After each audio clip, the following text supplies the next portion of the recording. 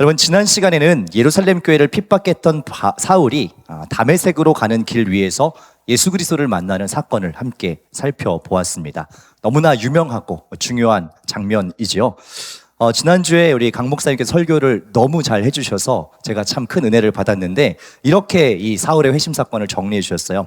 자기의 욕망을 따르던 길 위에서 참된 길이신 예수를 만나서 이제는 예수를 따르는 길로 옮겨지게 되었다라고 아주 명확하게 잘 정리해 주셔서 참 감사했습니다. 이어지는 오늘 말씀은 이 회심 사건 이후에 이제 사울의 행보를 보여주고 있는데, 회심한 사울이 다메섹 지역에서 복음을 전하고 또 예루살렘으로 다시 돌아가서 복음을 전하는 그 장면을 우리가 볼 수가 있습니다. 이 과정을 통하여서 하나님께서 한 사람의 인생을 어떻게 사명의 자리로 부르시고 또 빚어가시는가 하는 것을 말씀 가운데 발견하시기를 소망합니다. 아멘. 오늘 본문은 지난 시간의 이야기와 이게 연결이 쭉 되고 있습니다. 이 다메섹 길 위에서 예수님을 만난 사울의 몸에 여러분 특이한 한 가지 변화가 일어나지요. 어떤 것입니까? 예? 뭔가 말씀을 하시는데 눈이 안 보이게 되죠. 소리는 들리는데 앞이 보이지 않아요. 눈에 비늘 같은 것이 씌워져서 앞을 볼 수 없는 그런 일이 생깁니다. 그래서 사람들의 손에 이끌려서 이렇게 마을로 들어가서 3일 동안 앞도 못 보고 먹고 마시지도 못하는 그런 일을 겪게 됩니다. 그런데 이 문제가 여러분 어떻게 해결됩니까? 그 다메섹 지역의 한 그리스도인이었던 아나니아라고 하는 사람의 안수 기도를 통해서 사울에 있는 눈에 있는 이 비늘 같은 것이 벗겨지고 다시 볼 수 있게 되었죠. 사울은 그 자리에서 세례를 받았고요. 그리고 다시 음식을 먹고 힘을 얻게 되면서 그곳에 있는 다메섹 지역의 그리스도인들과 함께 며칠을 머무르게 됩니다. 오늘 본문의 시작인 19절 하반절의 말씀인데요. 우리 함께 한 번 더 읽겠습니다. 사울이 다메섹에 있는 제자들과 함께 며칠 있을새. 아멘. 저는 여러분 이 말씀을 좀 가만히 묵상을 해봤습니다. 사실 여러분 이 구절 굉장히 평범한 말씀 같잖아요. 사울이 그들과 함께 며칠을 머물렀다라는 너무 평범해서 참 의미 없이 그냥 지나갈 수 있는 그런 구절입니다. 우리는 사울이 앞으로 어떤 위대한 일들을 하는지 잘 알고 있죠.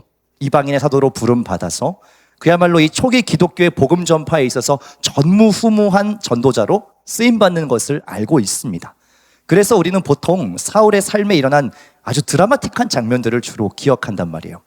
근데 저는 이 짧은 한 구절에서 사울의 삶에 일어난 정말 중요한 경험이 이 짧은 문장 안에 들어있다는 것을 발견하게 됐는데, 그것은 뭐냐면 사람들로부터 받아들여지는 경험입니다.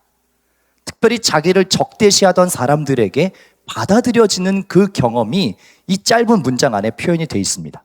여러분 잘 보세요. 이 다메섹에 있는 그리스도인들은 어떤 사람들이에요? 이미 복음을 영접하고 그리스도인이 되어 있는 사람들입니다. 그리고 사울이 이 지역에 온 이유가 무엇이죠?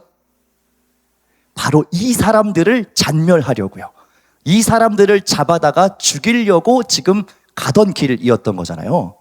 그러니까 이 사도행전 9장의 시작을 보면 그 표현이 다시 한번 우리 기억해 보면 1절과 2절에 이렇게 기록되어 있다는 겁니다. 함께 읽겠습니다. 사울이 주의 제자들에 대하여 여전히 위협과 살기가 등등하여 대제사장에게 가서 다메섹 여러 회당에 가져갈 공문을 청하니, 이는 만일 그 도를 따르는 사람을 만나면 남녀를 막론하고 결박하여 예루살렘으로 잡아오려 함이라. 아멘. 사울이 왜 갔다고요? 이 다메섹 지역에 거기 있는 그리스도인들을 다 잡아다가 예루살렘으로 끌고 가려고 왔다라는 거죠. 굉장히 철저한 준비를 합니다. 대제사장에게 공문도 받고 거기 있는 사람들을 체포하기 위해서 이 영장을 다 준비해가지고 지금 여기 간 거예요. 그런데 사울이 지금 어떻게 됐다고요? 이 자기가 죽이려고 했던 사람들과 함께 몇 날 며칠을 함께 보냈다라는 겁니다. 여러분 한번 상상해 보십시오. 이 다메섹 지역의 그리스도인들은 이 사울의 회심에 대해서 어떻게 받아들였을까요? 아마 인간적인 생각으로는 굉장히 의심스럽기도 하고 두렵기도 했을 겁니다. 왜냐하면 사울에 대한 소문을 이미 다 들었잖아요. 예루살렘에서 이 사람이 예수 믿는 우리 같은 사람들을 어떻게 했는가 하는 것을 이미 다 알고 있어요. 실제로 그래서 아나니아도 성령께서 사울에게 가서 내가 기도해라 했을 때 그가 예루살렘에 있는 성도들을 어떻게 박해한 줄을 내가 안다라고 하나님께 반문할 정도로 이 사울의 존재라는 것은 이 당시 그리스도인들 사이에서 상당히 위협적인 존재였다라는 거죠. 어쩌면 결코 한자리에 할 수 없는, 서로 원수처럼 여길 수도 있고 불신할 수밖에 없는 이 사울과 다메섹 지역 그리스도인들이 함께했던 이 며칠의 시간, 과연 무슨 일이 있었을까요? 물론 성경은 그 며칠의 시간에 대한 자세한 설명을 하고 있지는 않습니다만 아마도 함께한 이 3일의 시간 동안 서로가 예수 그리스도를 고백하는 그 신앙이 동일하구나라는 것을 서로 확인했을 겁니다. 사울 또한 자기가 진실하게 그동안에 살아왔던 삶과 또 자기가 경험한 이 다메섹 도상에서의 회심에 대해서 고백했을 것이고, 다메섹 지역의 그리스도인들 역시 그 사울의 진실한 고백을 받아들이고 사울의 존재를 용납해 주었을 겁니다. 이 경험이 있었기 때문에 이후에 사울이 만나게 되는 많은 핍박의 상황에서 실제로 이 다메섹 지역의 그리스도인들이 사울의 위기를 도와주는 장면을 우리가 볼 수가 있죠. 우리 20절부터 22절 말씀 함께 읽겠습니다. 즉시로 각 회당에서 예수가 하나님의 아들이심을 전파하니 듣는 사람이 다 놀라 말하되 이 사람이 예루살렘에서 이 이름을 부르는 사람을 멸하려던 자가 아니냐. 여기 온 것도 그들을 결박하여 대제사장들에게 끌어가고자 함이 아니냐 하더라. 사울은 힘을 더 얻어 예수를 그리스도라 증언하여 다메섹에 사는 유대인들을 당혹하게 하니라. 아멘. 이 다메섹 지역의 제자들과 며칠을 보낸 사울은 즉시로 무엇을 하기 시작하냐면 회당에 나아가서 전도를 하기 시작합니다. 그러니까 그 지역의 유대인들이 심히 놀랍니다. 왜요? 이 사울이라는 사람은 사실은 자기들의 편에 서서 같이 이 그리스도인들을 핍박하는 사람이었는데 지금 180도 바뀌어갖고 뭘 전하고 있어요? 예수가 그리스도다라고 전하고 있으니 이 유대인들도 굉장히 당황스러웠다는 겁니다. 굉장히 충격적인 일이 아닐 수 없죠. 그런데 사울은 아랑곳하지 않고 가는 곳마다 계속해서 예수가 그리스도다, 예수가 구주이다 라고 고백을 하거든요. 그러니까 이 다메섹 지역의 유대인들이 상당한 배신감을 느낀 거죠. 야, 우리 편인 줄 알았는데, 같이 그리스도인들을 다 없애줄 줄 알았는데 배신을 해버렸구나 라고 생각하면서 이제 이 사울을 죽이려고 작정합니다. 우리 23절부터 25절의 말씀 함께 읽겠습니다. 여러 날이 지나매 유대인들이 사울 죽이기를 공모하더니 그 계교가 사울에게 알려지니라. 그들이 그를 죽이려고 밤낮으로 성문까지 지키거늘 그의 제자들이 밤에 사울을 광주리에 담아 성벽에서 달아내리니라. 아멘. 유대인들이 이 사울을 죽이려고요, 굉장히 이제 치밀하게 접근해 오기 시작합니다. 밤낮으로 불침번도 세우고 사울의 일거수일투족을 감시하고 어떻게든 죽이려고 이제 작정을 하는데, 그때 다메섹에 있던 그리스도인들 어떻게 도와줍니까? 사울을 광주리에 담아서 몰래 밤에 성벽에서 달아내려서 피신을 시켜 주었다라는 겁니다. 이 다메섹 지역의 그리스도인들은 지금 자기들의 목숨을 걸고 이 사울의 신변을 보호하고 있는 겁니다. 여러분, 얼마나 놀라운 일입니까? 자기들을 체포해서 죽이려고 했던 그 사울을 이제는 거꾸로 자기들의 목숨을 걸고 지켜내고 있는 장면이라는 거죠. 저는 이 장면이 복음 안에서 성령께서 하시는 일이라고 생각합니다. 박해자였던 이 사울이 복음 전도자가 되고요, 또 서로 전혀 다른 입장에 서 있었던 이 사람들, 물과 기름처럼 결코 섞일 수 없었던 이들이 복음 안에서 하나 되는 그 놀라운 장면, 저는 이것이 성령께서 하시는 일이라고 생각합니다. 특별히요, 우리가 살아가는 이 시대 또한 얼마나 많은 분열과 적대감으로 가득 차 있는 시대인지 모릅니다. 여러분, 지역으로 구분하고 나이로 구분하고 또 가진 것으로 나누고 학벌로, 출신으로, 또 정치적인 성향으로 얼마나 많은 것들로 서로 어울릴 수 없는 이유들을 찾는 시대인지 모르겠습니다.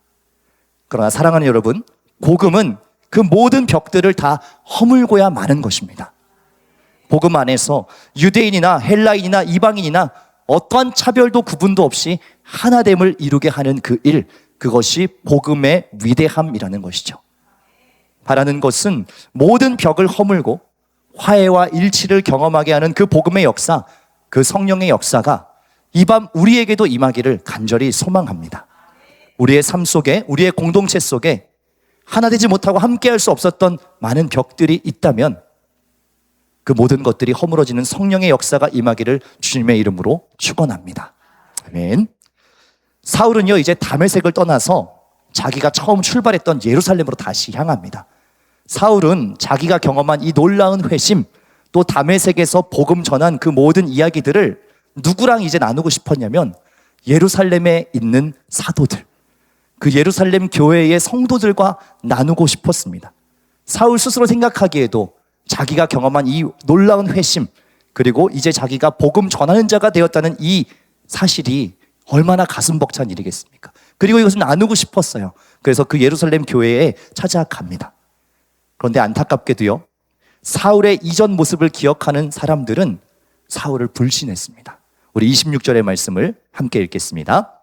사울이 예루살렘에 가서 제자들을 사귀고자 하나 다 두려워하여 그가 제자됨을 믿지 아니하니. 여러분, 예루살렘 지역의 그리스도인들이 보이는 이 반응, 여러분 충분히 이해가 되시죠? 저도 사실 충분히 이해가 될 것 같아요. 이 예루살렘의 그리스도인들은 어떤 경험을 한 사람들이에요? 실제로 눈앞에서 사울이 자기의 동역자들을 체포해 가고 죽이는 그 장면을 눈앞에서 봤잖아요. 특별히 누구의 순교를 봤습니까? 스데반의 순교를 그 코앞에서 다 본 사람들이에요, 이 사람들이. 그런데 그 사울이 지금 와가지고 내가 변화됐고 나 이제 그리스도인 되었어 라고 이야기를 할 때 선뜻 받아들이기가 쉬웠을까요? 어려웠을까요? 당연히 어려웠으리라고 생각합니다. 사울 역시 자기의 진심이 전달되지 못하는 것에 대해서 너무나 답답함이 있었겠죠. 난 정말 새로워졌는데, 정말 이것을 전하고 싶은데 그 진심이 통하지를 않는 겁니다. 그런데 바로 그때요, 이 건널 수 없을 것 같은 둘 사이의 깊은 강에 다리를 놓는 한 사람이 등장해요. 그것이 누구냐면 바로 바나바입니다. 27절과 28절의 말씀 함께 읽겠습니다. 바나바가 데리고 사도들에게 가서 그가 길에서 어떻게 주를 보았는지와 주께서 그에게 말씀하신 일과 다메섹에서 그가 어떻게 예수의 이름으로 담대히 말하였는지를 전하니라. 사울이 제자들과 함께 있어 예루살렘에 출입하며. 아멘. 여러분, 바나바가 어떤 사람입니까? 사도행전 4장에 처음 등장했는데 공동체를 위해서 자기의 밭을 팔아서 헌금으로 드렸던 신실한 사람이었죠. 사도행전 4장 36절 30절에 보면 이렇게 써 있습니다. 구브로에서 난 레위족 사람이 있으니 이름은 요셉이라 사도들이 일컬어 바나바라, 번역하면 위로의 아들이라 하니 기록되어 있습니다. 바나바의 별명이 뭐라고요? 위로의 아들입니다. 성품이 온유했고 사람들을 격려하고 또 모든 분쟁을 화해하게 하는 그런 은사가 있는 사람이었어요.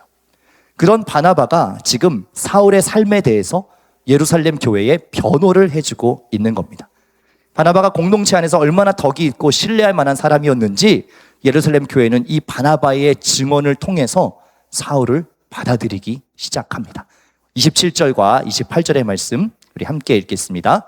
바나바가 데리고 가서 그가 길에서 어떻게 주를 보았는지와 주께서 그에게 말씀하신 일과 다메섹에서 그가 어떻게 예수의 이름으로 담대히 말하였는지를 전하니라. 사울이 제자들과 함께 있어 예루살렘에 출입하며. 여러분, 참 아름다운 장면이라고 생각해요. 바나바를 통해서 사울은 다메섹에서와 마찬가지로 예루살렘에 있는 그리스도인 공동체로부터 용납받는 경험을 또 한 번 하게 되는 겁니다. 그리고 예루살렘에서도 다메섹에서와 같이 담대히 복음을 전하고 또 많은 핍박을 받습니다. 그런데 그때에도 역시 누가 도와주는지 아십니까? 이 예루살렘 교회의 성도들이, 그리스도인들이 그 사울의 어려움을 도와줍니다. 마지막으로 29절부터 31절까지 말씀 함께 읽겠습니다. 또 주 예수의 이름으로 담대히 말하고 헬라파 유대인들과 함께 말하며 변론하니 그 사람들이 죽이려고 힘쓰거늘 형제들이 알고 가이사랴로 데리고 내려가서 다소로 보내니라.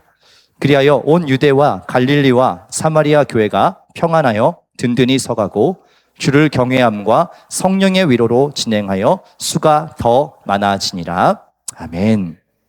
여러분, 놀랍게도 사울의 이 회심과 그의 삶의 변화를 용납하고 받아들인 예루살렘 교회는 사울이 유대인들에 의해서 핍박받고 생명의 위협을 받게 되자 또다시 목숨을 걸고 사울을 다소로 피신시켜 줍니다.